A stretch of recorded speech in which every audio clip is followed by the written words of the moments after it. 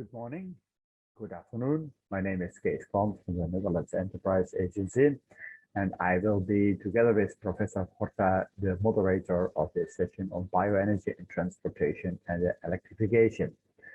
There are a lot of issues when we talk about modern transport sector and also how bioenergy can play a good role in this. So Professor Horta and me, we have been looking at, let's say, how can we watch this sector of transportation and what kind of criteria are there when we look at this sector in order to come to a sustainable solution in the future and also to a low carbon transport system in the future. What are the different issues that are there? We would like to discuss that with you. We really invite you to watch all the videos from the different presentations, come up with questions, and then later on in this Q&A, we will jointly find solutions on what is the best way forward for the mobility sector and what role can bioenergy and biofuels play there and what role can electrification play there. So looking at the criteria, we have been, let's say, we have formulated several criteria. First of all, we think climate change is most important. So we have to look at, let's say, the greenhouse gas reduction that can be achieved with the different options. But of course, this plays a role when we talk about biofuels, because we have different change there. But also when you talk about electric cars and they use electricity, it's always the question, do they really use renewable electricity or what percentage is renewable? So that is something that has to be taken into account. We have to look across the complete value chain for greenhouse gas reduction.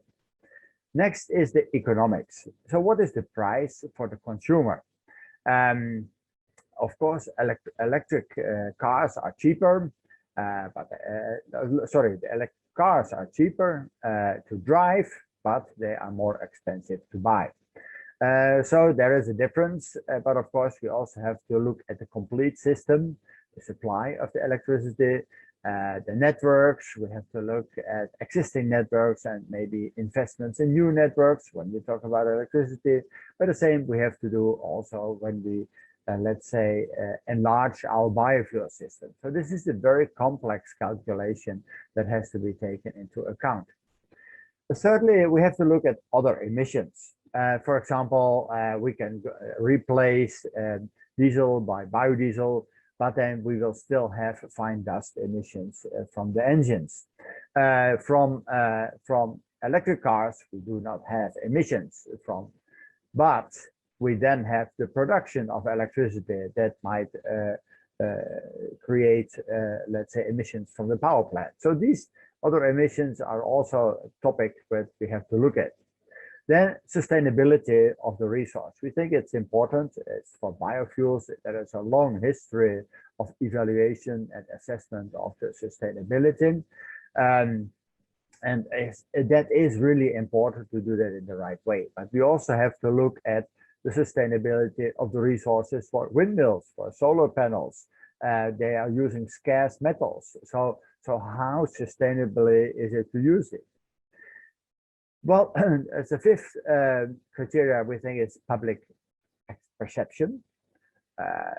It is quite common that an electric car is easier to understand by the public than a car that is fueled with biofuels in terms of sustainability. So how can we make the consumer understand what is sustainable and how can they also, let's say, buy the right thing? And the last one, it's time. And we are now at a certain moment in time. We can produce biofuels. We can do that sustainably. We also have electricity. We have not enough renewable electricity. In the future, this might change. We might have more renewable electricity. And we also might be able to produce more renewable fuels from electricity. So there is also a changing environment in which we are, let's say, introducing these different technologies. So with these 6 criteria, we really invite you to look at the presentations and also come up with your own ideas. What is the best thing to do? Then in the questions, we will really discuss with you, should we go for biofuels or electrification, or should it be both, or when? What is the role of the exhaust pipe emissions? We have to look at that. It plays a role. Of course, we will hear a presentation about fuel cells. So is fuel cells the future, or will it be electric vehicles? Of course, we have a lot of different transport sectors, from railways to trucks to cars, passenger cars, buses. So do they need specific fuels, specific, let's say, tools for making it more sustainable? And finally, also, we think it will be interesting to look also at the level playing field. So let the market decide based on good criteria what is the best option to implement when they want to make the mobility sector more more sustainable. Well, in the program, we will have a lot of presentations. So Mr. Nastari will go into the Brazil's approach. Mr. Rothbart will go into the let's say, the sustainability and also looking into hydrogen and synthetic fuels. Mr. Abe from Nissan will look into the fuel cells, so what role fuel cells could play. And we have Mrs. Dina Bacovsky, who recently completed for IEA Bioenergy a complete study on, let's say, on biofuels and also the comparison with electrification. So it's very interesting to see this overview. And finally, Mr. David Chiaramonti, who has a presentation about policies and how that influences the market, and also what could be the best way to introduce, let's say, sustainable fuels in the mobility sector, and what role can electricity and the biofuels play there. So we wish you a very good session and looking forward for the discussion that we will have later. Thank you for your attention. Good morning, good afternoon, depends where you are. It's my pleasure to introduce our first speaker of this plenary panel. He's Plinio Nastari. He's a very important and active actor in the bioenergy scenario in Brazil. He's the founder and president of DATAGRO, the Brazilian leading consulting company in sugar and ethanol market analysis. He obtained his master and PhD degrees in agricultural economics in Iowa State University, and he was professor of economics for graduate and undergraduate programs of Fundação Getúlio Vargas in São Paulo for several years. Dr. Nastari was the lead author of the Intergovernmental Panel on Climate Change, and he has been contributing for several relevant Brazilian governmental organisms, among them the National Council of Energy Policy, where he launched the Renova Bioinitial proposal, a very important initiative for us. Let's hear Plinio Nastari. My name is Plinio Nastari, president of DATAGRO and Brazilian Institute of Bioenergy and Bioeconomy. With biomass ethanol, Brazil stands out as the country that has achieved the highest level of substitution of gasoline by a renewable fuel. 48% of gasoline has been substituted by ethanol in Brazil in 2020. In India, in 2021, 8.5%, in the US, 9.8%, in Thailand, 12.4%, in Argentina, 12%, in Paraguay, 25%. In some states in Brazil, the level of substitution has been higher than 60%, like in São Paulo with 64%, Goiás 64.8%, and Mato Grosso 70.5%. This has been possible with sales of flex fuel cars, shown here in green, that have started in 2003 and have achieved levels of sales which are very high. In 2020, 85.2% of sales, and in December 20, the flex fuel cars accounted for 86% of the total light vehicle fleet. Since 2015, mandatory blend of 27% in all common gasoline sold in the country. Brazil has achieved mid-level blends since January 1978, with mixtures above 20%. And since 2015, 27% blended as mentioned. Advantages of ethanol use in complement to gasoline are longevity and sustainability to gasoline use, uses existing infrastructure, high octane of ethanol allows use of lower octane feedstocks.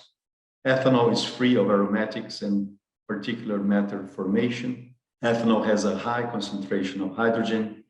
It generates acetaldehydes, not formaldehydes, and allows automakers to produce smaller engines with higher compression ratios, turbo equipped, and meeting most restrictive emission targets, reducing energy dependence on imports. Since 1975, 3.3 billion barrels of gasoline have been substituted in Brazil, which is very relevant for a country with proven oil reserves of 12.7 billion barrels, including pre-salt. The value of this substitution is estimated at $261 billion without considering the cost of foregone debt, or $607 billion considering foregone debt. This is relevant for a country with foreign reserves of $356 billion. Recently, electric battery vehicles have captured a lot of attention, but electrification should not be considered an end in itself, and battery vehicles are not the only route of electrification. Actually, the option of technological pathway for fuel and motorization depends on the method used to measure energy efficiency and environmental impact, tank to wheel, well to wheel, or cradle to grave. Considering the well to wheel comparison, energy consumption and greenhouse gas emissions are valued here for different motorizations, internal combustion engines, hybrids, electric cars, and fuel cells using gasoline, ethanol, or electricity. You can see that ethanol, shown here in green, has energy consumptions that still can improve, but have very low greenhouse gas emissions, lower than electrification with electricity in countries like Europe and the US. And you can see that standards set to be met beyond 2032 will only be able to be met by hybrids using ethanol and fuel cells using ethanol, or electric cars that use completely free electricity and clean electricity. Today, the internal combustion engine flex using ethanol has an emission of 58 grams of CO2 per kilometer, the hybrid using ethanol 29, and the electric battery vehicle 92. The combination of ethanol and gasoline in Brazil 87, while the EU standard for 2020-2022 is 95 grams. And the German industry average in 2019 is at 124. For 2032, it's foreseen that the flex car using ethanol will be emitting 38 grams, the hybrids using ethanol 27, and the fuel cell 27. The main issue with batteries is that they have a low energy density. Actually, the world's biggest battery plant in Nevada, USA, Tesla, would take 500 years to make enough batteries to store 1 day's worth of US electricity demand. Next steps should be optimization of the internal combustion engine using high octane fuels, hybrid vehicles, and electrification using sustainable biofuels. Electrification with ethanol has a big advantage. According to Nissan in June 2016, with the current ethanol distribution infrastructure, Brazil has already solved the hydrogen distribution hurdle without the use of rare metals and using a distribution network with over 42,000 pumps, equivalent to a hydrogen network. Electrification cars using ethanol provide the advantage of using the high content of hydrogen in ethanol and use of the high hydrogen to carbon ratio for ethanol of 3:1, while in gasoline is 1.6:1. There are already technologies already developed and in commercial application, like the hybrids in parallel and the hybrids in series, produced by both Toyota and Nissan. And in the near future, fuel cells using ethanol, like the Nissan prototype that we displayed at the DATAGRO conference in October 2016. We can see that on average, automakers in Europe are well above the limits for emissions set for 2021. And when we measure the performance of each automaker, we can see that on average, automakers have emissions of 122 grams in 2019 for a target of 96. And there are automakers with average 137, while they should have a target of 102. Country-wise, Germany, with the largest market share in automobile sales, is also far away from reaching good levels of market share for cleaner vehicles. On average, all countries, only 2.2% of sales are battery electric vehicles. In Europe, still 38% of all cars are 58% of all cars are petrol cars. Ethanol provides a great advantage for reduction of particulate matter, 2.5 microns emissions. The most polluted cities are all located in Asia, with levels from 60 to 136 micrograms per cubic meter of air. São Paulo, where ethanol is substituting more than 60% of gasoline, has particulate matter levels of only 16 micrograms per cubic meter, well below the 20 micrograms precluded by World Health Organization. RenovaBio is the relevant strategy to reinforce policy towards biofuels for Brazil's achievement of climate agreement goals, placing innovation and efficiency at the center of Brazil's strategy of low carbon sources of energy, without a subsidy, without carbon tax. In fact, biofuels are solar energy captured, stored, and distributed in an efficient, economical, and safe manner. Actually, it is in practice hydrogen captured, stored, and distributed in an efficient, economical, and safe manner.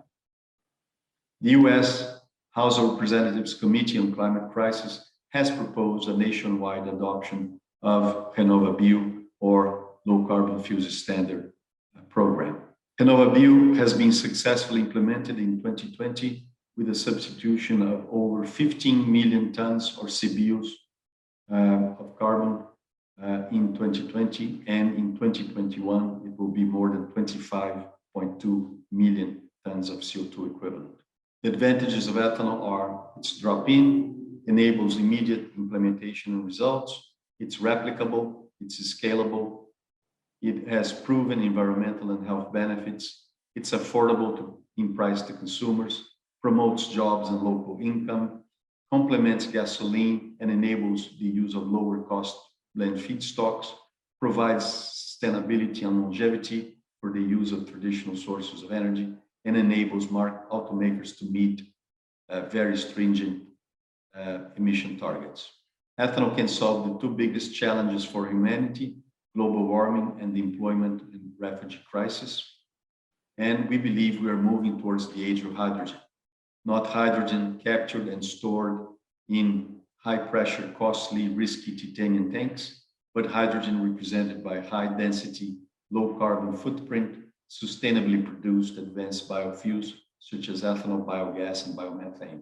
Our vision for the future of mobility is that it's possible to enlarge the use of high-density, low-carbon liquid fuels, stimulating higher energy efficiency and lower environmental footprint, complementing in a virtuous way renewable and traditional fuels, using the existing infrastructure and promoting local technologies in fuel production and automobile technology for local use and exports, with a strategy that is less capital intensive and promotes decentralized jobs and income.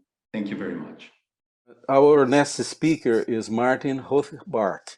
Martin is a Senior Product Manager for Energy and Sustainability in Global Business Development, Sales and International Operations for the Powertrain Systems Division of AVL List in Graz, Austria. He joined AVL 20 years ago and has held a number of positions in this company, including business development for energy, alternative and synthetic fuels. And sustainability, as has analysis of market potential in the different regions where he supports the global sales efforts. Martin holds an engineering degree in automation technology and in an MBA in economics of the California State University. Let's hear Martin now. Bom dia a todos, and welcome to my presentation on powertrain technology and renewable fuels. My name is Martin Rothbart. I'm Senior Product Manager for Energy and Sustainability at AVL. AVL is the world's largest independent engineering service provider with a history of over 70 years and a global presence. We have a global network of tech and engineering centers. We also are located here in Brazil, in Sao Paulo. We are committed to contribute to a better environment and more sustainability in the future. We do that with several technology pathways, from electrification over engineering and data intelligence, as well as energy services. And some of those I will show you today. We need to consider now and also in the future all technological possibilities for a more sustainable future. That means we have to make the pathway on ICE-based powertrains more efficient and better with the use of biological-based fuels or renewable fuels based on electricity, the so-called e-fuels. We also need to include battery electric solutions where appropriate, and also fuel cell-based technologies with hydrogen as a fuel, which is becoming a much higher megatrend. When looking to all our solutions, we need to consider it not only what is based on tank to wheel, we need to consider the bigger picture, and that means at least the well-to-wheel emissions. When looking to fossil-based fuels, we have a quite high CO2 emissions output of the fuels. The section of the biomass-based fuels have already a very big advantage compared to the fossil-based fuels. And depending on the generation of the fuels and the basis, they have more or less an advantage over the fossil-based fuels. Same for electricity-based fuels like hydrogen and synthetic fuel. They show an even lower possible CO2 footprint compared to the other fuels. What is important here is to use 100% renewable primary energy sources for the production of it. If you can't do that, you might have even a higher CO2 footprint on the well-to-wheel basis compared to other fuels. And that is different from region to region. Here, what we can see are different regions and countries of the world, from Europe, China, US, and Brazil, and we see that the primary mix in the primary electricity generation is very much different, where we see that Europe and US have a quite decent part of renewables. We see that China is by today mostly powered by electricity based on coal. All of the regions want to have a higher share between 75 to 90% renewables in the future in their electricity generation. And what we see on the right hand side with Brazil, there's already a good basis, and even Brazil has plans to bring that even further, a higher share of renewables in the electricity mix. The challenge we have with renewables is the intermittency. That means renewables are not available all the time. Sun is not shining during the night and wind is not blowing all the time. Therefore, we need to consider more consistent storage possibilities of the renewable energy. On the short term, it could be battery-based solutions. On the long term, on the seasonal basis, we should look more into mechanical or chemical storages. What does that mean? Here, a picture of the different storage possibilities from electrochemical to over mechanical, thermal and chemical. And we see that the capacity is different in all these solutions, where the chemical solutions converting renewable energy to hydrogen or electrical fuels can even have a continuous basis and make use of renewable energy where available and where not needed for other applications. The production of 1 liter e-fuel is quite energy intense. So we see here the flow chart, the simplified flow chart for the production of 1 liter of synthetic e-fuel. We see on the left-hand side the resources we need. We need about 4 liters of water. We need 25 kilowatt hours of electricity as an input to the e-fuel production. We also need a carbon source, whether as a direct source from industry sources like cement production, or as displayed in here, you use direct air capture, so capturing carbon, capturing CO2 from the air directly. On a 1 liter basis, we've seen that before, in the slide before. Now, what is if we scale it up? So let's do the assumption we want to replace the whole fuel demand of the transport sector of Brazil totally by e-fuel.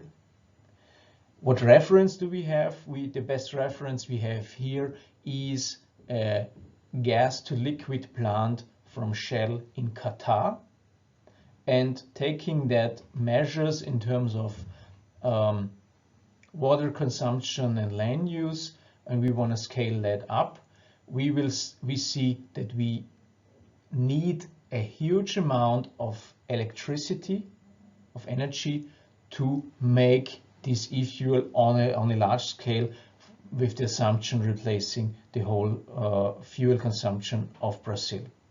So that means we need 4 times the electricity generation of Brazil today, which is really a huge number beside water and the area we might cover based on the assumptions of the Shell plant. So we need significant resources, and you can't build that overnight. So we see here, from our perspective, a time to market of about 10 years until e-fuels might be available on large scale. They are technically a feasible scenario, and just think of if it would be available. We have the production technologies there, but in scaling up and the interlink, there are still some challenges. And when having e-fuel available, other sectors will compete with the on-road transport, coming especially for the much harder to electrify transport segments like marine and aviation. So it will be a favorable option. not on a 100% scale, but maybe on a drop-in basis where we bring in some percentages into the fuel availability of a market. A short sidestep, what is happening in Europe with the Renewable Energy Directive. The Renewable Energy Directive 2 is favoring biofuels, renewable fuels on a larger scale, and the increase in the supply of the fuels. So but they also make a difference on biofuels. They need biofuels which a much higher percentage in CO2 reduction. So that is a tendency to the second generation biofuels, but they also consider electricity-based fuels, and altogether the target is to have 14% of the energy consumed by 2030 replaced and used with renewable fuels. That's a quite a decent number and a good target for the European Union. Let's see how we can really do that in a calculated scenario. So what we do at AVL is also calculating scenarios. What if? So what is the outlook? What could be the technology share in the future of ICE-based powertrains, battery electric powertrains, as well as fuel cell electric powertrains? And we did several scenarios. Basically one scenario where we have a lower battery electric share, and then a battery electric scenario, how to reach the targets of the European Union. And out of the first scenario, we also made a second one, that we seen in the middle, where we make the assumption that we keep the technology share of scenario 1 and just bring in e-fuel to a certain percentage. So these are the two scenarios we will see on the next slides. So here is scenario 1. We reach with the technologies the targets, the proposed targets of the European Union in the future until 2050. What we miss with these targets is the Paris 2-degree scenario or target, which is seen a little bit lower.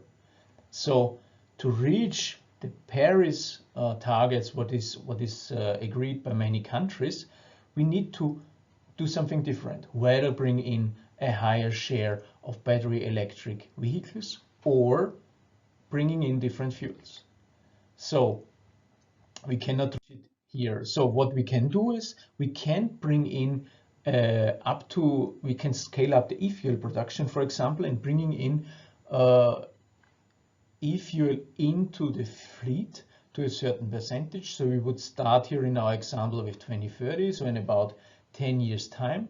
Then we have 10% around 2036, 2037, and in 2050 we have over 30% e-fuel implemented in the fleet. And with that we can reach the targets of the Paris Agreement on the CO2 basis. How does that look like when we calculate this amount of CO2 converted to megatons equivalent of gasoline? That would mean we would bring in 20 megatons of gasoline in 2036 and 30 megatons of gasoline in 2050. You might ask, what if we don't have e-fuels, but we have biofuels available? I did also that calculation here in a second example. If you would do the same thing with ethanol based on sugarcane, the ethanol based on sugarcane also have a certain CO2 reduction compared to fossil fuels, but you would need a larger amount of ethanol to be brought into the mix in the European Union. So on a gravimetric basis, that would be around 17% ethanol at 2036 and about 44% in 2050. So both solutions are a viable pathway. The best is always using a mixture of different pathways to have the best effort in terms of CO2 reduction in the future. Nevertheless, all these technologies, fuel cell, battery electric and ICE based, have certain hurdles on the pathway to a renewable future. Therefore, we need to improve that. For example, here on the ICE engine with hybrid technologies, improving the efficiency here. Battery electric, we are do a better integration of the different technologies between powertrain and vehicle. And in the fuel cell, here an example for increasing operating pressure to make the system more efficient. Also on the environment, there need to be a solution on looking to the whole environment where all our vehicles are included. And therefore we are creating digital twins doing so. So coming to an end, a sustainable transportation needs a cross-industry approach where we need green electricity used directly or converted. Upscaling of renewable fuels is absolutely necessary from our point of view to give a positive effect on the CO2 reduction on on-road transportation. And with that, thank you very much for your attention and looking forward to your questions. Our next speaker is Ricardo from Nissan. He is very active in the field of new frontiers of energy, including the application of ethanol in fuel cells associated to onboard reformer in this new prototype launched by Nissan. He is mechanical engineer from Paraná, the Catholic University of Paraná. He has also the MBA in Business Administration by Fundação Getúlio Vargas, and he is the R&D Senior Manager in Research and Advanced Engineering Activities in Nissan. So let's hear Ricardo now. Hello all. First, I would like to say thanks a lot for the invitation to join BioFuture BBEST Forum. My name is Ricardo. I'm Senior Manager from Nissan R&D. Today, I'll talk about next generation of fuel cell, supporting future sustainable low carbon bioeconomy. Today's summary. EV System Lab in Nissan Motor is developing solid oxide fuel cell for vehicle. Through the cell material innovations in these few years, we have built core technologies that enable system downsizing, cost reduction, expansion of applicable fuels. This technology will support sustainable low carbon bioeconomy. Key issues facing the auto industry: energy, global warming, congestion, and traffic accidents. For the future of our planet, we have to shift toward renewable energy, reduce CO2 emission, reduce losses from traffic jam, and reduce traffic accidents. Keys for breakthrough is electrification from electric vehicle and vehicle intelligence from autonomous vehicle. Today, I'll talk about electric vehicle. Nissan Intelligent Power. EV technologies are at the core of intelligent power. They combine driving pleasure and sustainable mobility and allow future energy diversity. Current Nissan uses core technology, battery, and motor, and it depends on infrastructure from each country. We have one solution to charge battery. We have battery EV, 100% EV. We have e-power, that is a series hybrid. We have a fuel cell hydrogen, that's a conventional hydrogen vehicle, and the e-biofuel cell that I will talk today. Use of EV components in multiple powertrains. E-power and e-biofuel cell use battery EV powertrain components. I will talk now about the prototype that we used in Brazil in 2016. We assembled this prototype in Brazil, and the first time that we could charge with ethanol at the gas station was in Brazil. This is a prototype vehicle based on ENV 200. This is a commercial vehicle from Europe. Base vehicle uses battery capacity 24 kilowatts hour, powertrain electricity 100% ethanol, fuel tank capacity 30 liters, SOFC power 5 kilowatts, then drive range could achieve over 600 kilometers. Market value of e-biofuel cell utilizes existing regional energy and the refueling infrastructures of 100% ethanol. For this technology, Brazil already has infrastructure because we can find in all gas stations in Brazil ethanol. Fit into the carbon neutral cycle, all the emissions of CO2 will be absorbed during plantation of sugarcane.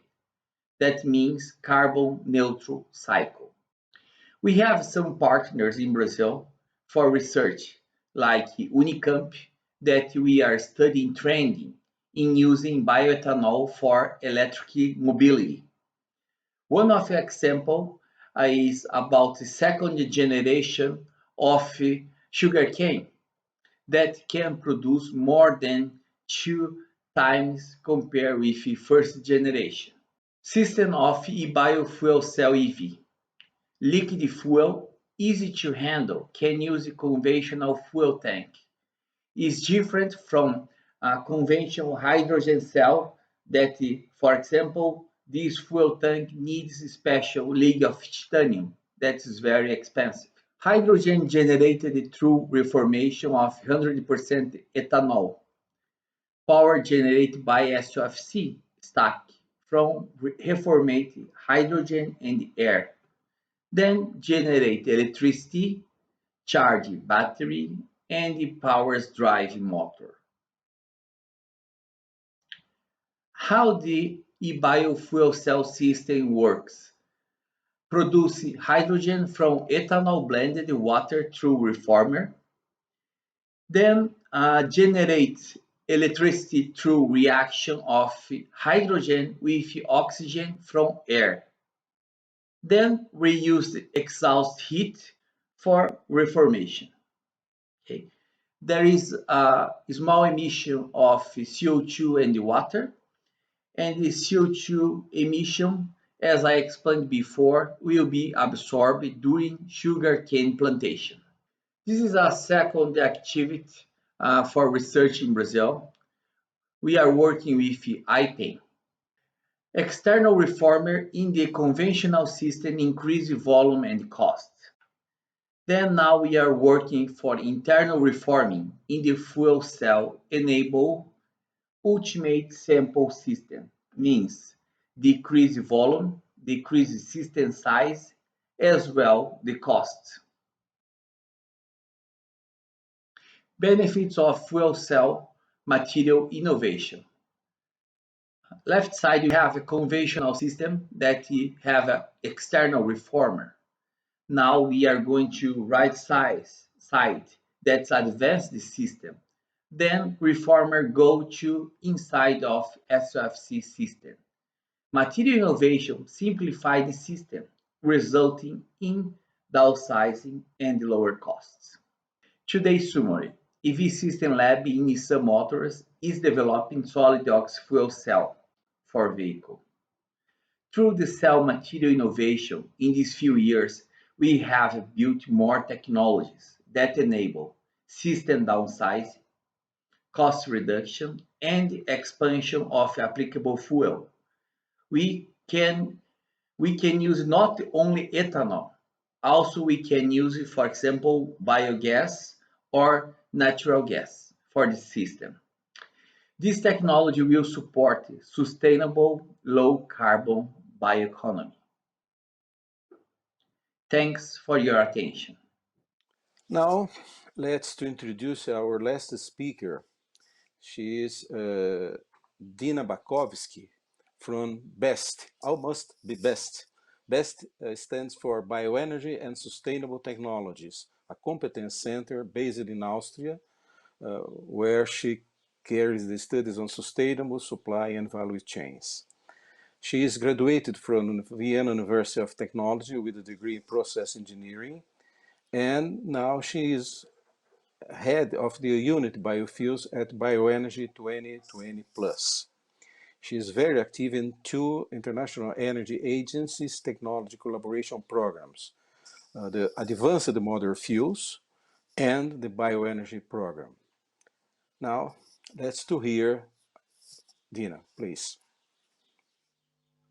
Hello, my name is Dina Bacovsky. I work with BEST in Austria, and today I'm talking about the role of renewable fuels in decarbonizing road transport. Renewable fuels, in addition to all forms of electric vehicles, can make an important contribution in decarbonizing the road transport sector, especially in the short and medium term and for all modes of transport.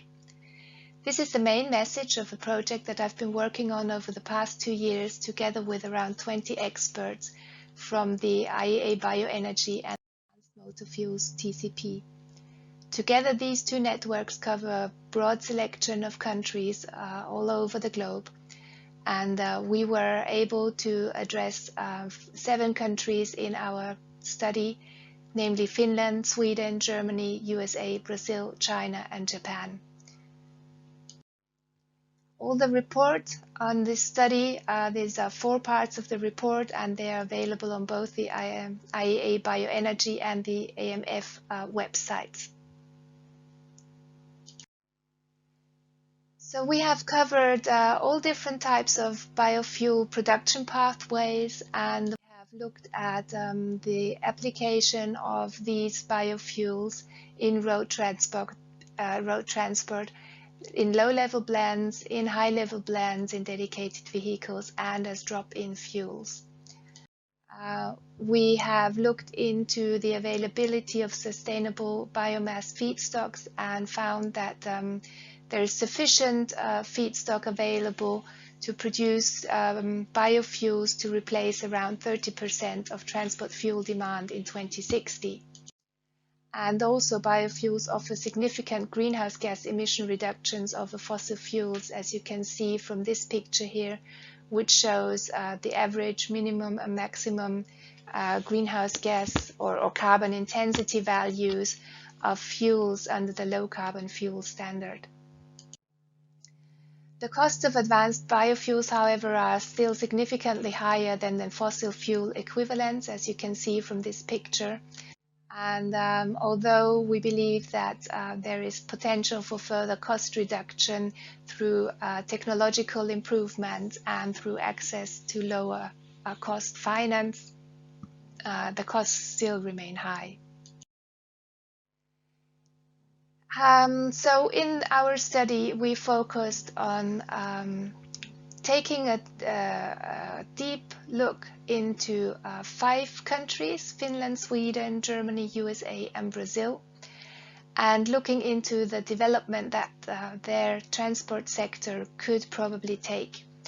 We think that we have a very good selection of countries here because we have small countries and large countries, and we have countries on different continents with varying passenger kilometers and freight kilometers, and also emerging economies as well as industrialized economies. In our country assessments, our experts from VTT tried to calculate from the current vehicle fleet in each country and its composition and its propulsion system and the fuel options in use. How could this evolve over the next years, and what would the resulting energy requirement and the resulting tank-to-wheel CO2 emissions be. So of course this can only be done in close collaboration with experts from each of the countries. So through our IEA Bioenergy and Advanced Motor Fuels network, we had access to such experts, and the countries that we covered, they all had scenarios already at hand that were looking into the future to estimate how the vehicle fleet could evolve. So we used as input the assumption on total sales in each vehicle category for future years, the assumption on distribution between different powertrain and fuel options in these sales, and also assumptions on how the fuel consumption or the energy efficiency actually would develop over the years. And also, of course, the annual driven distance of each category is important, and its evolution. So from that, obviously, you can calculate what will the fleet look like next year and the year after the next and the one after that. And you can calculate what is the energy need of this, and if you know which fuels this will be, you can also calculate the tank-to-wheel CO2 emissions. For simplification, we have used tank-to-wheel CO2 emissions, which means electricity is zero, and we have also accounted for zero for all the biofuels that are used. We have looked into different scenarios. The main scenario is the current policy scenario, so based on what is currently legislation, how will the sector evolve, and we have tried to calculate backwards and show which contribution does energy efficiency make to that, which contribution do biofuels make, and which contribution can be attributed to electric vehicles. We have also calculated 3 other scenarios: the more EV, the max bio, and the e-fuels. So more EV shows quicker uptake of electric vehicles. Max Bio assumes that we are pushing the use of biofuels to the technical limit, and e-fuels explores what it means in terms of renewable electricity needs and CO2 needs if you do all of this with the help of e-fuels. So I'm digging a bit into the results for Brazil. And so what you see here is the expected new passenger car registrations per fuel type. And you can see that currently the main car sold is ethanol flex fuel vehicles, and there is some gasoline cars and some diesel cars. The expectation is that there will be some hybrid electric vehicles coming into the picture, and that battery electric vehicles will only come in by about 2030. We have kind of a similar picture for vans, buses, and trucks. And from that, we calculate how the fleet in the future will look like and what the energy use will be. And so this is the picture that you see for Brazil. So there are countries, of course, who are stabilizing their energy use in transport, and most countries in Europe try to really decrease their energy use in the transport sector. But in the case of Brazil, we have to be aware that this has a really growing economy, and that we will see higher passenger kilometers and freight kilometers over the coming years. So this is what you can see very well in this picture. Something else what is unique here is the high share of buses and coaches in light gray in this picture. So the same picture, but now split into the fuels that are in use. So you see fossil gasoline at the bottom. Please bear in mind that this also contains some ethanol, 27% at the moment. The light gray is ethanol, hydrous ethanol used. Then we have fossil diesel and renewable diesel. And you can see that the electricity does not contribute largely to this picture. It's just a very small yellow line on the top of this.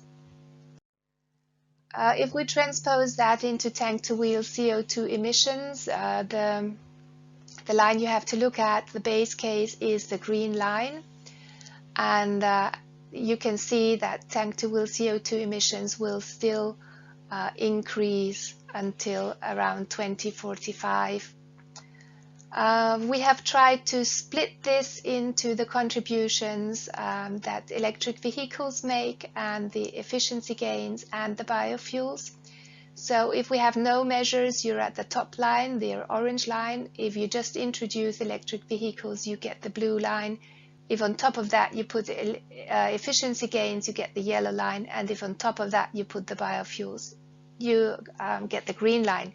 So what you can clearly see actually is that biofuels remain, they already are, and they remain the main contributor to greenhouse gas or CO2 emission reductions in Brazil. Now you might say, well, okay, this is Brazil. They have a very large raw material base to produce biofuels. They use a lot of biofuels. Almost all passenger cars can use ethanol. Maybe the contribution of electric vehicles is larger in other countries. However, we've done this for 5 countries, and I'm showing now Sweden as an example.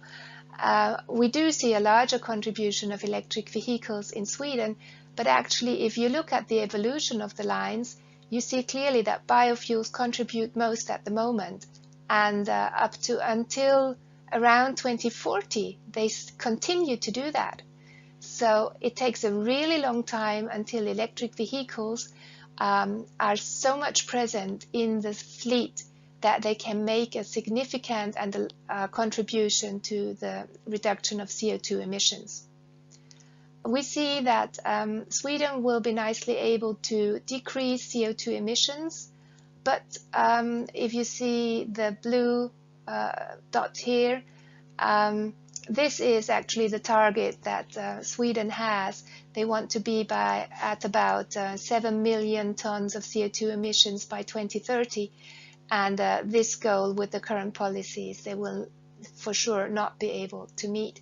So also for Sweden we see that much more ambitious policies need to be introduced. So just to bring in the max bio and the more EV scenario, the more EV scenario is the blue dotted line, and it does show a bit of an improvement over just normal assumed electric vehicle introduction, but again this does not really make a big difference. What does make a big difference if we push the use of biofuels to the technical maximum limit, and this is easy in Brazil since all the cars can use hydrous ethanol, so we just assumed that they would use it. And then for the diesel, we can replace the diesel with renewable diesel, and so in the end we can replace all the fossil fuels with renewable alternatives and push the CO2 emissions down to 0. Of course, this, in the case of Brazil, which is a large country, would mean that we also need a huge biofuel production. So we found a lot more in our study. We have 300 pages of reports, so if you want to know more, just go back, pick up the report and take a look at it. What I want you to take home today is the following key messages. That if we want to bring the greenhouse gas emissions of the road transport sector down to 0 by 2050, this cannot be achieved by one measure alone. We see clearly that electric vehicles take a long time to be introduced into the fleet and really make a significant contribution. So we also need to pull all the other strings, and these can be biofuels, e-fuels, renewable electricity and renewable hydrogen. And all the countries should deploy all of these measures, and at the same time not forget to also try to reduce the overall transport demand. And then very clearly we can show for all the countries we've assessed that biofuels are now the largest contributor and will remain so for at least the next decade, if not longer, and in Brazil also up to 2050. With this, I would like to thank the team of authors for this really highly appreciated work, and thank you for your time, and I'll be happy to answer your questions. Thank you. Our next speaker is David Chiaramonti. It's a pleasure to introduce you a good friend.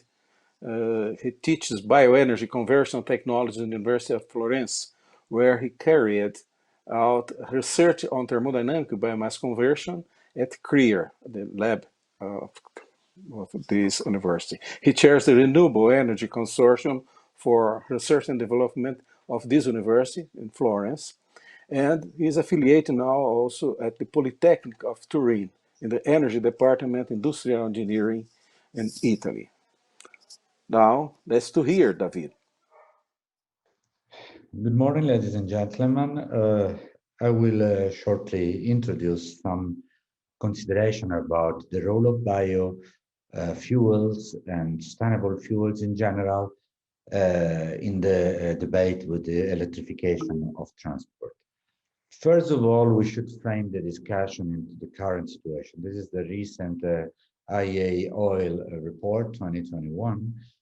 And here we can quite well observe how we are moving far away from the climate targets and the net zero emission targets that we should accomplish soon by 2050 possibly. The situation in Europe is not different from the global level.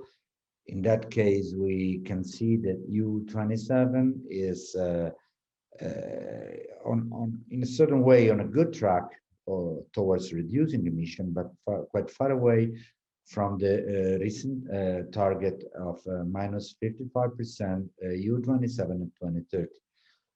So we need to significantly accelerate the decarbonization process in transport. All this happens in a moment of difficulty for the oil sector as a whole, with soaring debt and write-downs of different of all oil measures around the world, with very bad economic conditions due to lower profits, lower cash flows, higher debts, and reduced demand. So investing in the energy transition becomes even more difficult in a certain sense. Bioenergy and biofuel and electricity and transport have a complementary role. Here we can see the IEA Sustainable Development Scenario at 2060, and you can quite well see how IEA is forecasting, as I said, a complementary role for biofuels and electricity in the transportation sector and in the longer term. This is combined with a quite fast acceleration expected for electrical vehicles to 2030, very steep increase. The same kind of conclusion we can more or less say has been recently published by IRENA analysis that shows that renewables and liquid biofuels and renewable electricity are more or less contributing in comparable ways at 2050, depending on the different assumption of the scenario. The investments needed to allow the transition are quite significant. The annual average investment in terms of US $1 billion per year to 2050 have been again reported in the same IRENA report.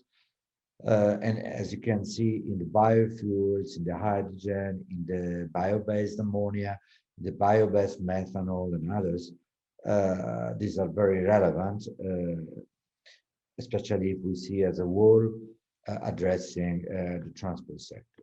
However, the forecasts for electric vehicles have been very variable.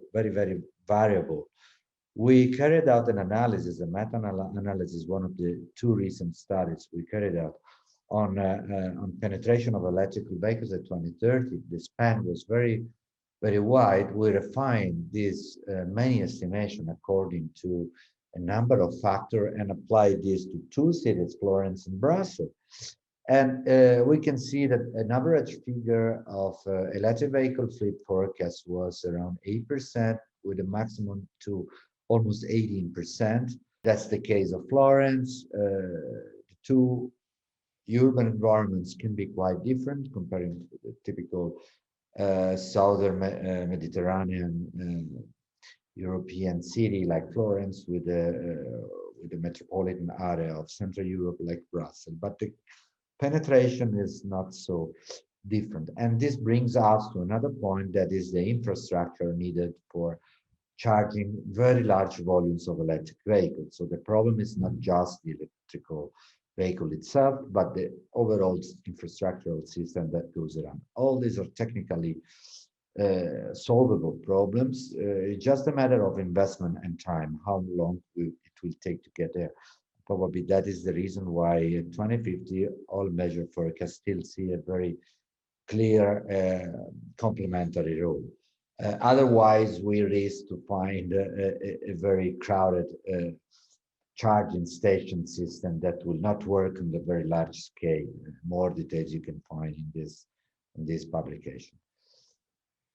Regarding Europe, we are observing a shift from diesel to gasoline, also due to the increased hybridization of private vehicles that are mostly gasoline vehicles.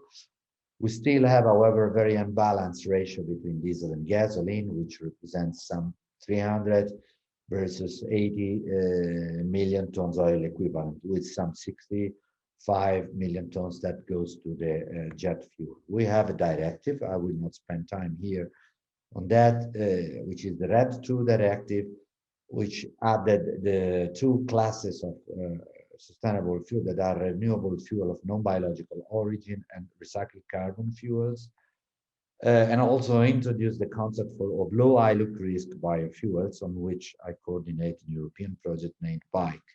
We're back to this. There are some premium for electricity in transport, in railways, for maritime and aviation, from non-food and feed feedstock, and of course for residual lipids like used cooking oil.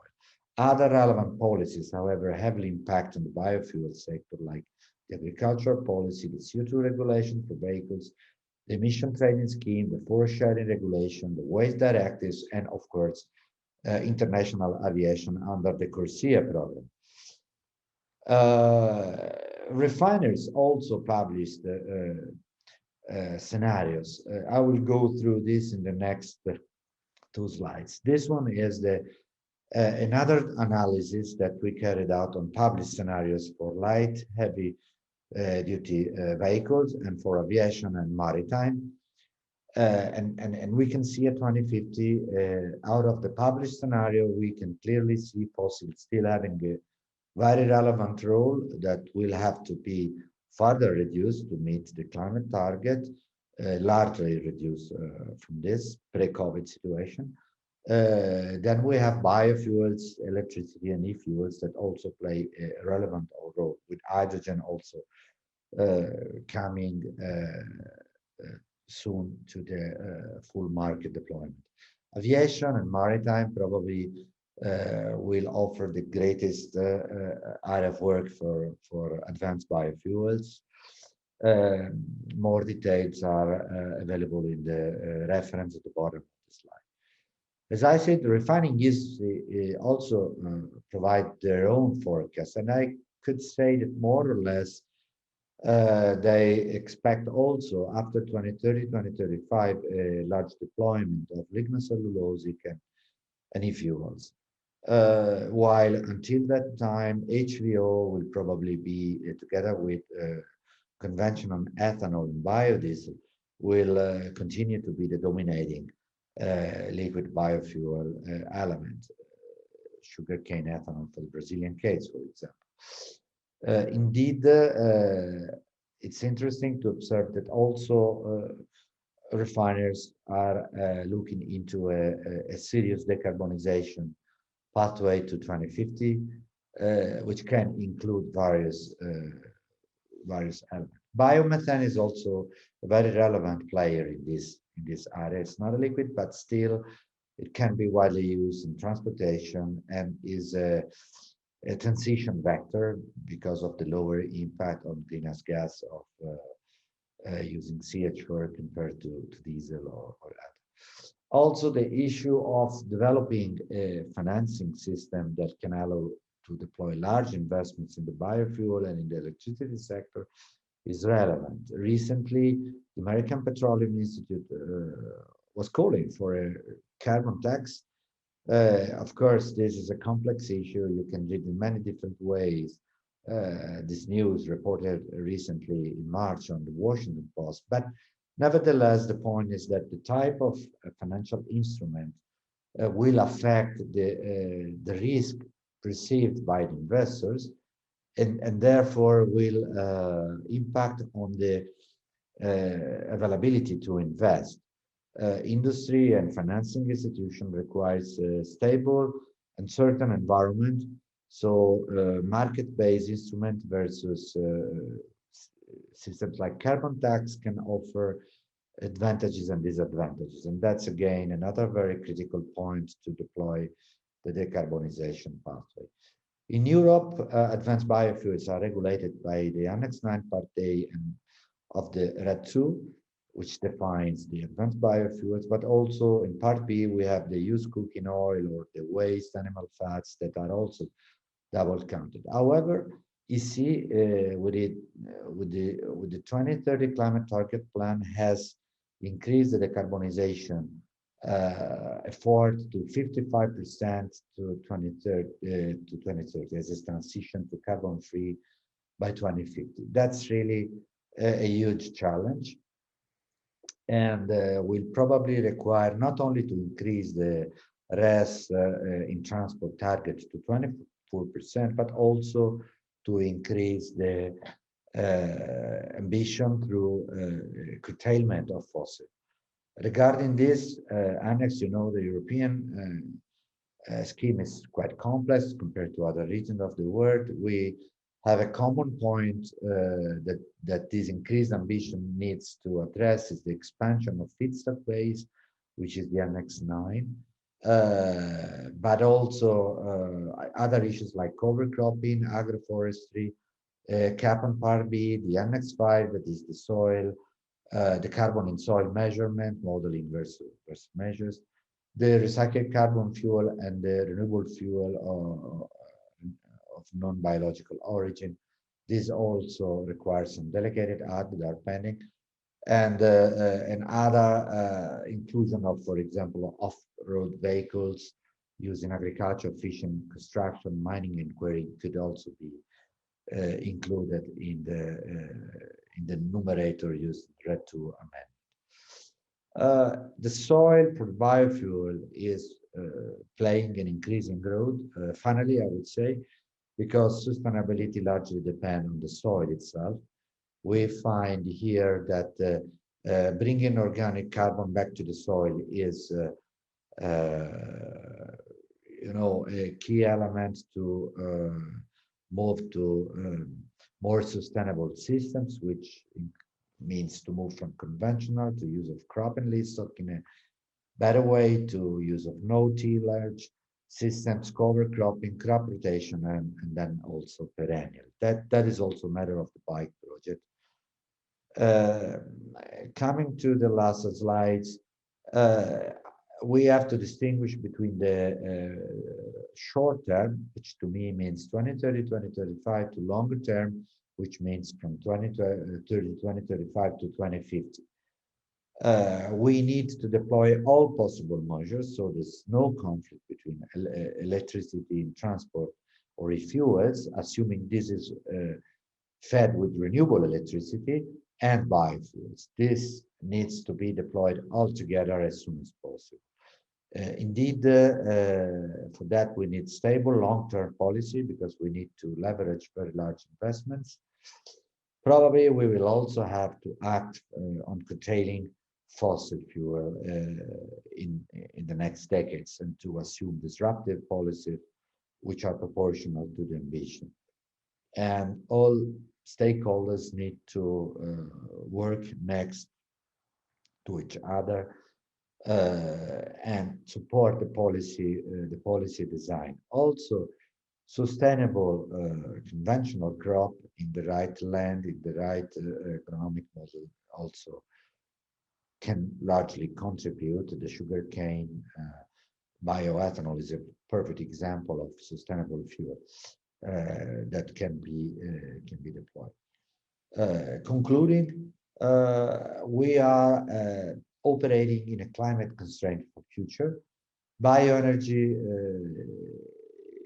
is an energy component that, however, can heavily and positively impact to agriculture, soil health, and biodiversity. So, my personal point of view, that differently from electrical transport, biofuels and in general sustainable bioenergy chains are an opportunity beyond the energy sector, which is unique and peculiar characteristic of bioenergy that can contribute not only to climate goals and energy goals, but also to, in Europe, Green Deal and on a global scale, sustainable development goals, as well as the economy and the economic recovery. Rather than thinking in a very linear way how we can make linear biofuel thinking sustainable enough, we should think in a circular way.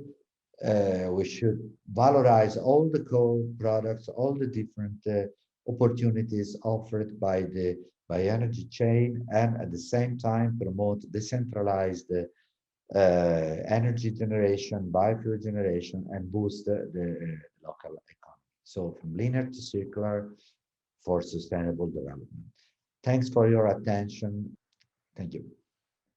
Good morning, good afternoon, good evening.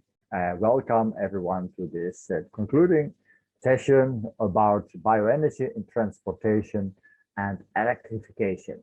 So thank you very much for watching all the movies that were here in our scene. And now we will come to the, let's say, our observations and also to our conclusions. I have prepared these conclusions together jointly with Professor Horta Nogueira, based on all the presentations that we have got. And I think it's very interesting. We have a very good result, and I hope you have been able to see all these presentations.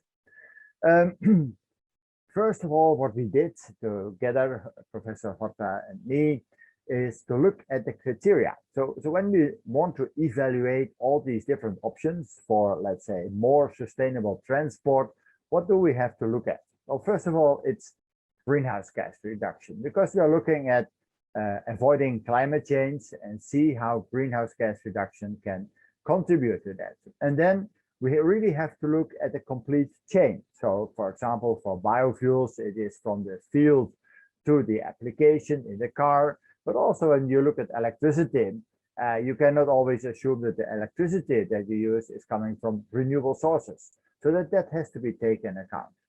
The second aspect, of course, is economics. So what is the price for the consumer? He has to buy another car, or he has to buy another fuel. This fuel may be more or less expensive. There are taxes on these fuels. So that all influences, let's say, the cost price and also the behavior of the consumers. The third point is the emissions.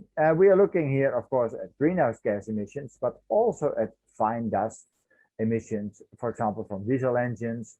So we are really looking here at, let's say, the end of the pipe, what comes out, and also when you use electricity and it's coming from power plants, what are the emissions there? So emissions are also an important aspect in here. Sustainability, we think is important. We have to compare, of course, for biofuels, and we have to assure that the biofuels are produced sustainably. But also when you use, for example, batteries, they use cobalt. When you use other engines, they also use scarce metals. So we always have to look how sustainable are all these resources that are needed for the production of this transport system. Finally, it's also coming to public perception, because consumers, for them, it's, at least for some consumers, it's easier to understand that the electric car is clean. and maybe a car running on biofuels is not clean. So there is really the perception is an important part. And then of course it's time. We see a lot of different things happening. We see new technologies. Some technologies are available now. That's what we can do at this moment. But also the question is, what is available in the future and how can we define our system? So there are really questions. Should we go for biofuels or for electrification? What is the role of the exhaust pipe emissions? And when you look at innovation, fuel cells or electric vehicles, what can be best? And is it, maybe it even depends from sectors. When you look at the mobility sectors, so we have, let's say, passenger cars, but we also have buses, we have trucks. And so it all depends. And then, of course, we also have to create a level playing field for all the options. Well, there have been very good presentations from, let's say, the different presenters that have been involved in this sector, and you have been able to listen to the presentation. So Mr. Plinio Nastari from the Brazil's National Council on Energy Policy, he presented really how the energy policy is developing in Brazil. And Martin Rothbart from AVL really looked into, let's say, the different applications and also to look at the complete chain and also how electricity compares with biofuels. Ricardo Abe, working for Nissan, he really introduced to us the let's say the fuel cell, a new development, and how does that compare with electric vehicles. And then we had also two presenters from Europe. So Mrs. Dina Bacovsky presenting on, let's say, the comparison of bioenergy and also sustainable sustainable fuels based on an IEA study. And Mr. David Chiaramonti from the Polytechnic of Turin presented really how he looks at policies based on the results from studies within the Art Fuels Forum. So all very interesting. We hope you've listened to that. And we, together with Professor Nogueira, Professor Horta, I have, let's say, made some observations. First of all, we think it's very clear from all the presentations that both options are needed. We need biofuels and we need electricity in either to combat, let's say, climate change and reduce our greenhouse gas emissions. Mr. Plinio, he showed that from Brazil, let's say the obligatory blending at this moment is 29%, but there's a lot of use of flex fuel cars, and actually basically at this moment about half of the fuels is based on bioethanol. And also the sales of new cars, the flex fuel cars are now 85% of all cars. So there is a strong movement in Brazil to go for biofuels. There is a system that's very operational. So Mrs. Bacovsky from IEA Bioenergy, she showed that when we look at Europe, where we don't yet have that situation, but we only have 10% blending of biofuels in our transport system, we want to do more, yes, but if we want to do more and we want to introduce electric vehicles, it will take time. It really takes time, and because of this time, it is better to introduce now at the same moment also the biofuels and have more biofuels, and to continue to introduce the electric vehicles.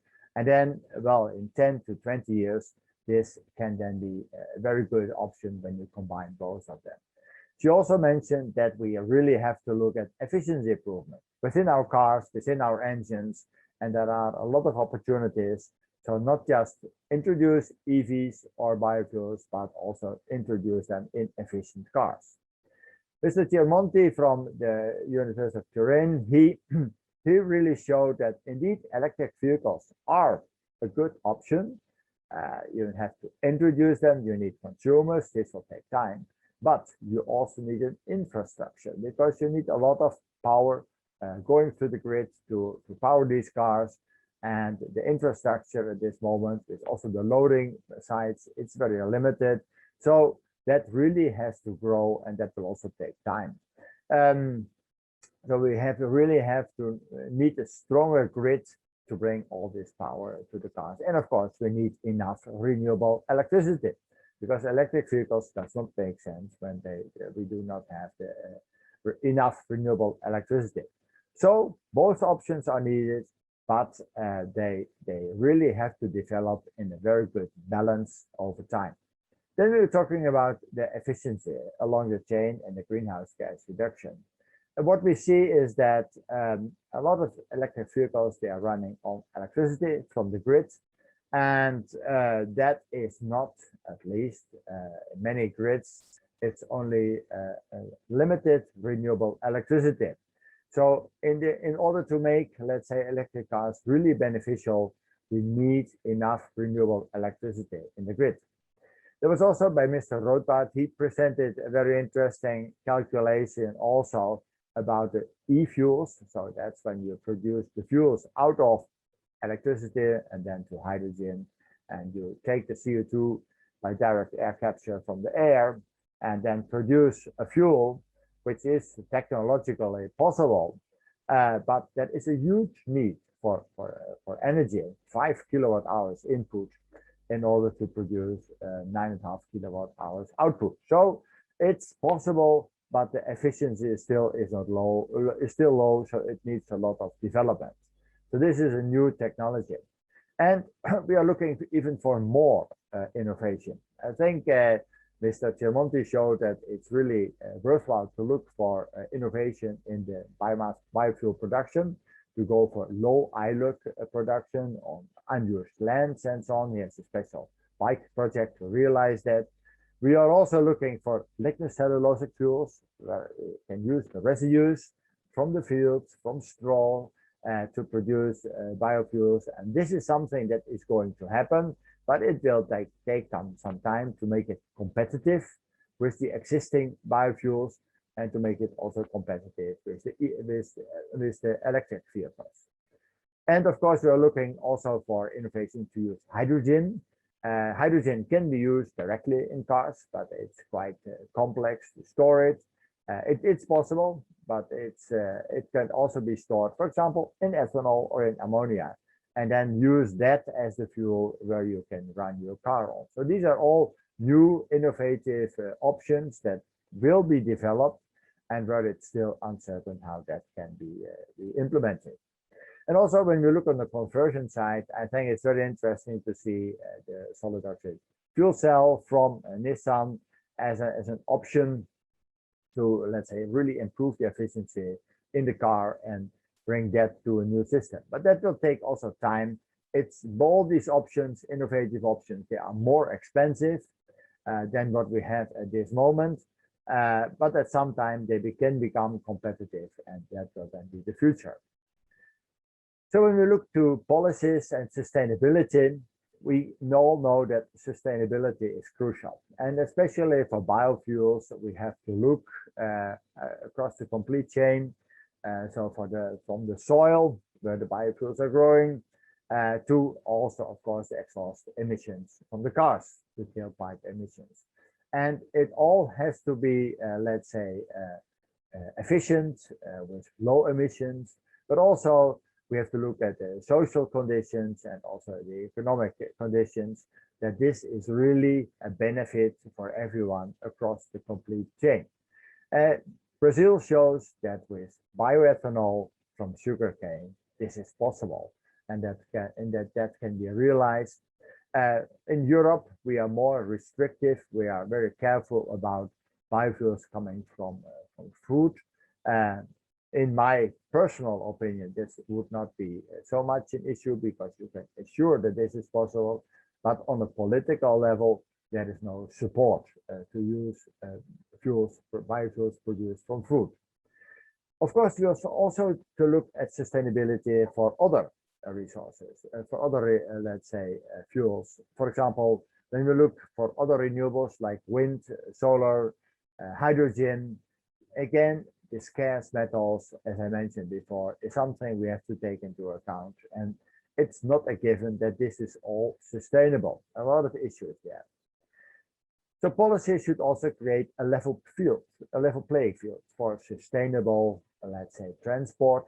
I think the RenovaBio system in Brazil is a nice example on how to create a level playing field.